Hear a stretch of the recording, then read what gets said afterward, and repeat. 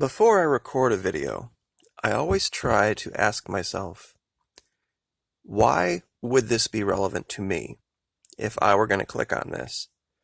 Why would it be important to watch this for my daily life?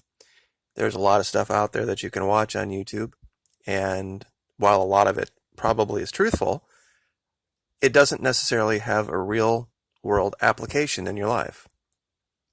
The other thing I try to do is play devil's advocate, or in this case, troll. If I were a troll and I were trying to mess with my channel, what would I do? And so these are the two things that I try to get in my mind and try to prepare myself for. So we've talked about this issue in Venezuela a lot, and of course people want to know, why is Venezuela important to me? Well, it has to do with that gas station down the road where you go to fill your car up, take you to work, buy your groceries, do all your daily life. When things there get out of control, that's going to affect you directly.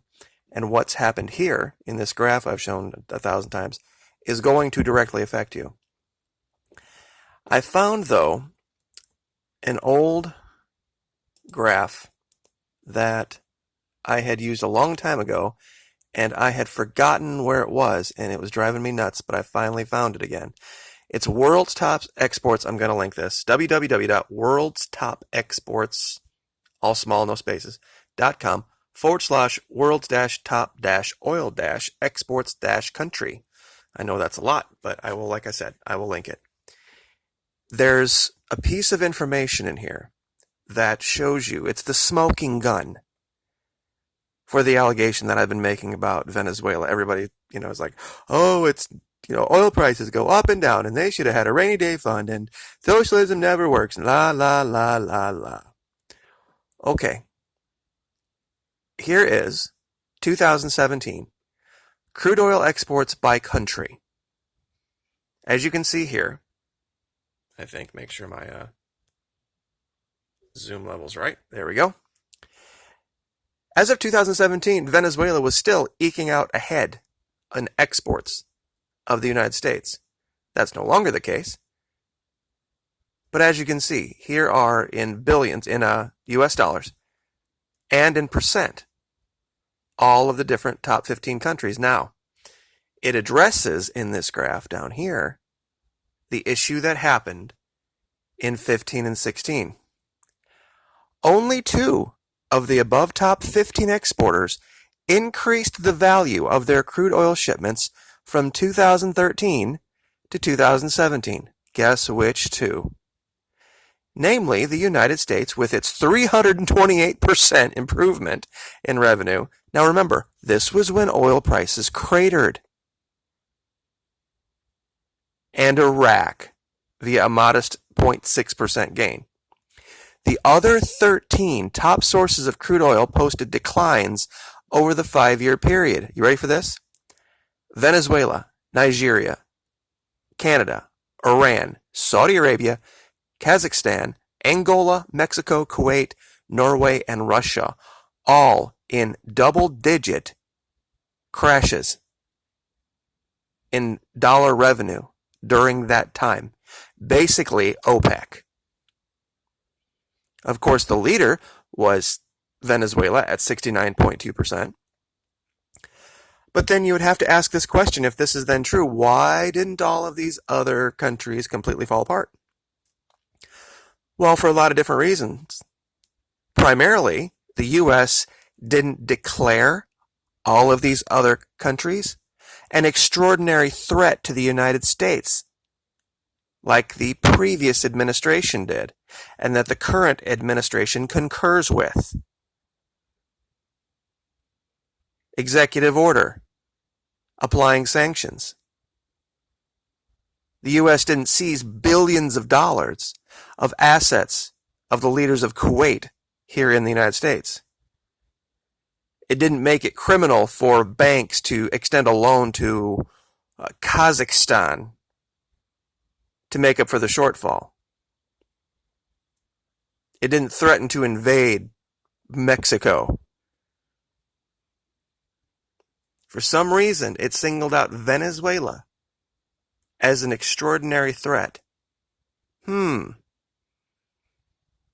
Nigeria, where the leader actually said as a quote that he would never stop agitating for the promotion of Sharia law around the world. Funny we didn't label him an extraordinary threat. This is the smoking gun. This shows you very clearly U.S. entering the oil markets in 2015, 2016, absolutely destroyed Venezuela on purpose, and then there was piling on afterward. And now we have the leader of this country, pardon me if I find the right tab here. There we go. Sorry about that.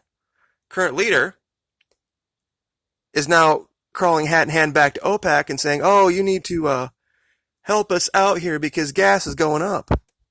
They're like, the last time we helped you? Yeah, no, sorry, didn't work out so well. Go screw yourself.